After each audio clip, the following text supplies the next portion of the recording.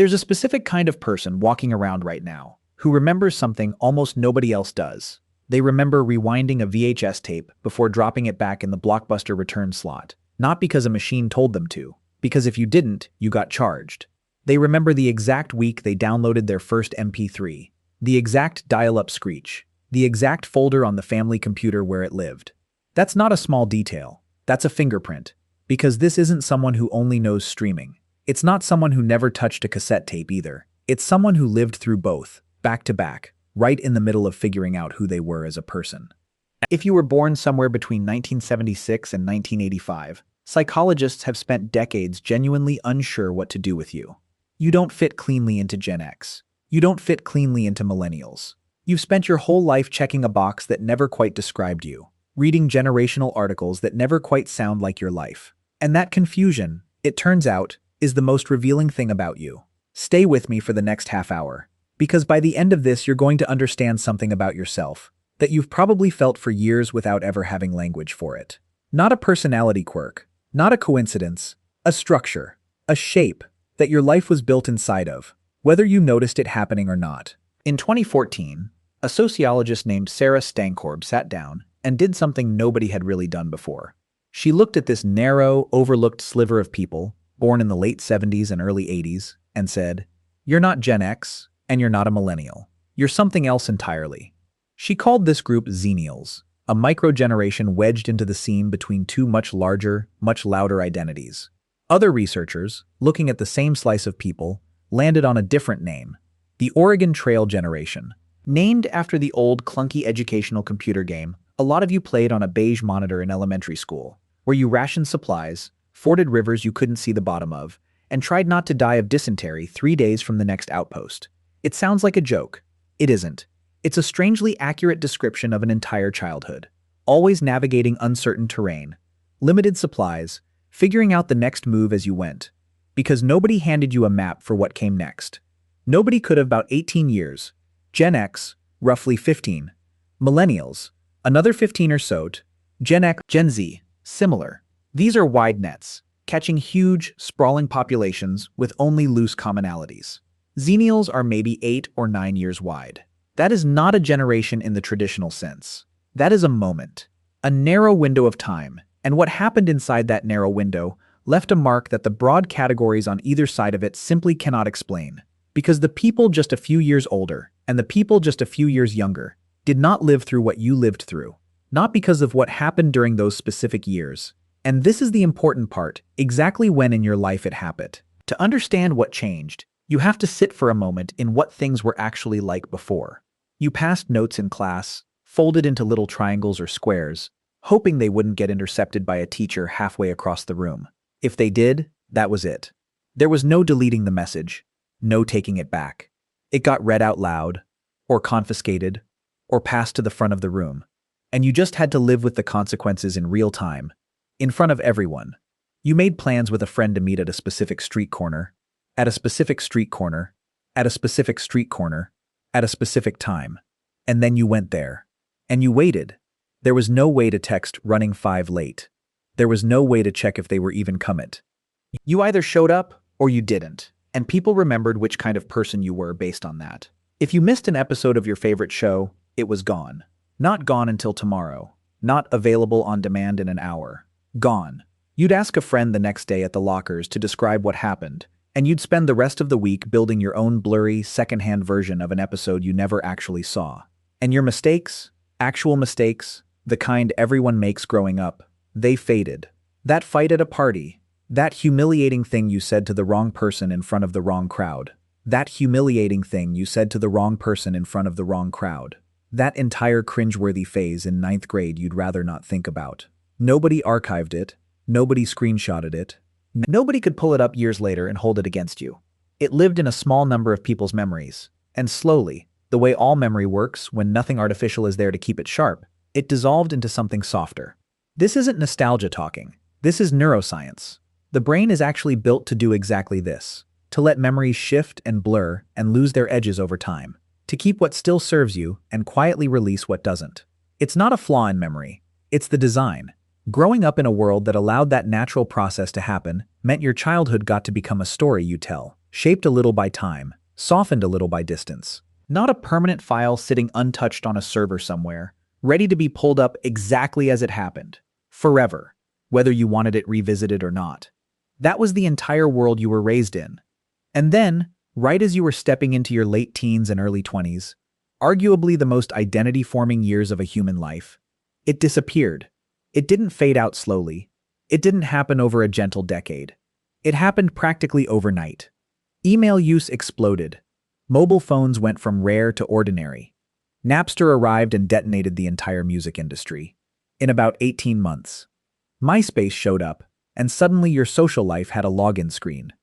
Broadband replaced dial-up, and the internet went from something you dialed into for 20 minutes to something that was just always on, always there, humming in the background of your house.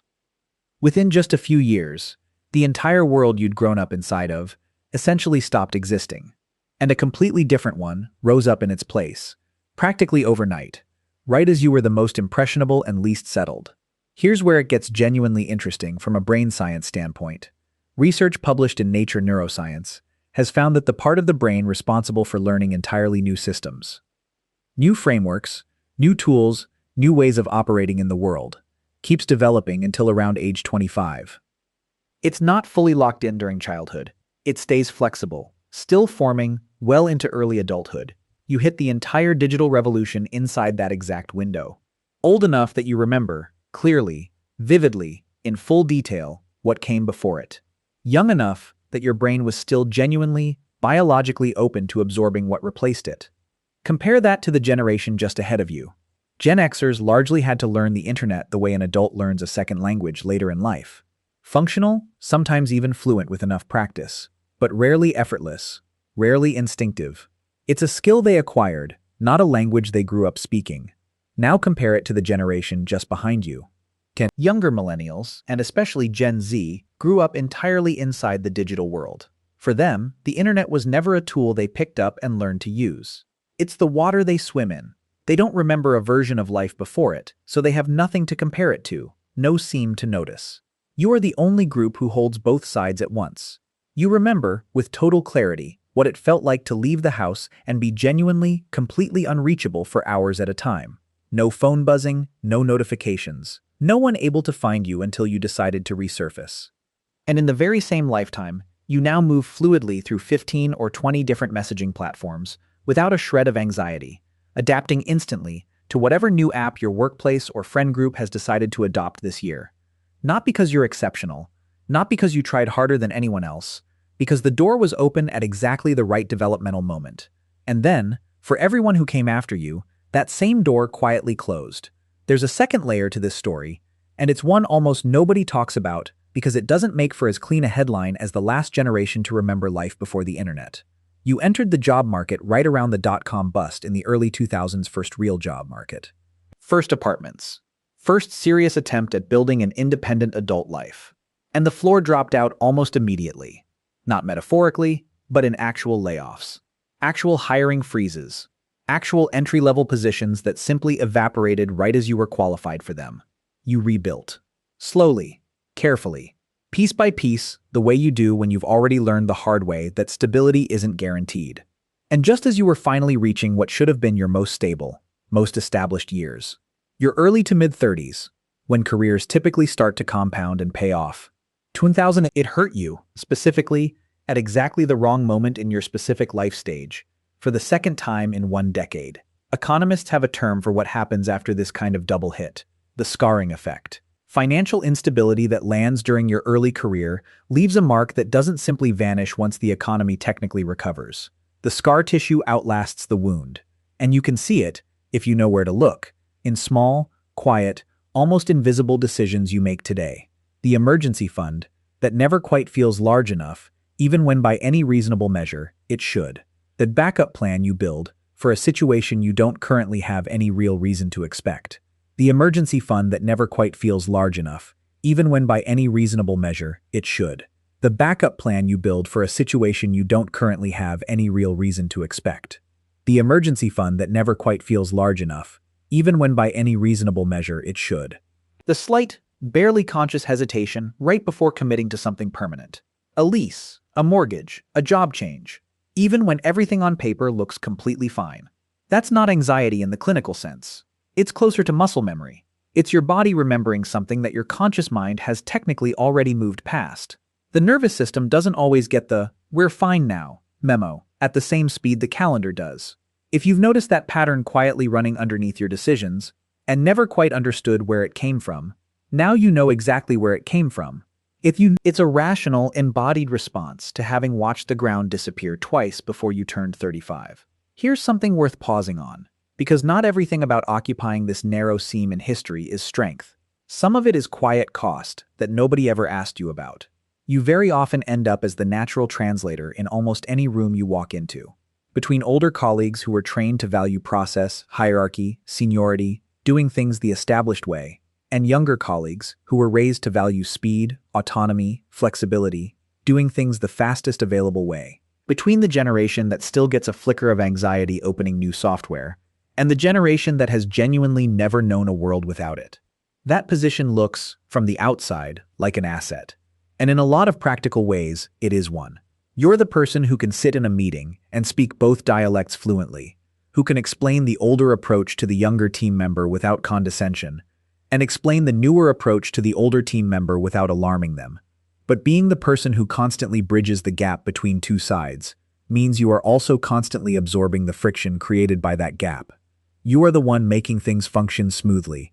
You are the one smoothing over the tension, translating the tone, softening the edges, often without anyone in the room ever stopping to ask what that ongoing task is actually costing you. Psychologists have a name for this too: emotional labor. And here's the part that makes it dangerous rather than just tiring.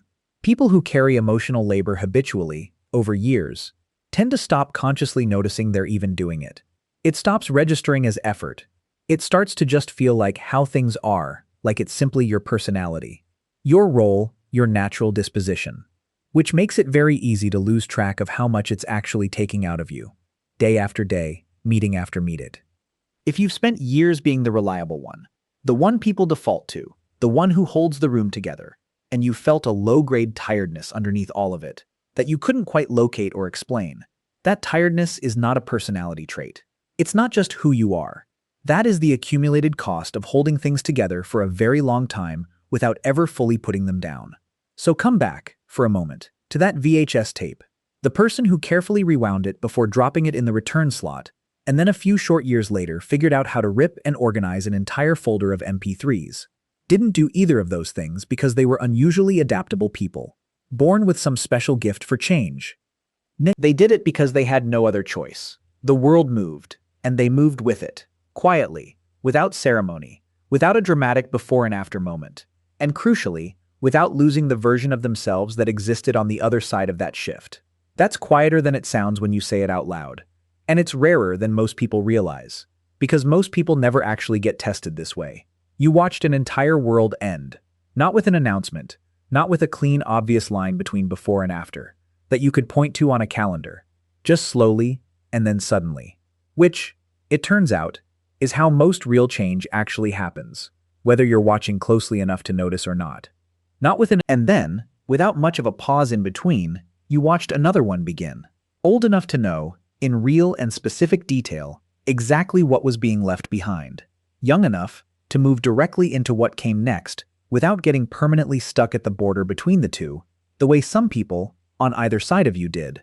Most people, across the span of a normal life, get one world, one relatively stable set of rules, one relatively consistent version of how things work, that they learn once, and mostly rely on from then forward.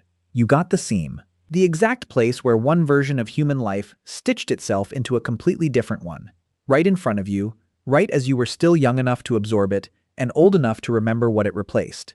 And somewhere along the way, without ever sitting down and being taught it as a formal lesson, you learned something just by living it. Who you are does not have to be determined by the world you happen to start in. That world can end. A new one can begin, and the version of you that walks into it doesn't have to be a stranger to the version that walked out of the old one.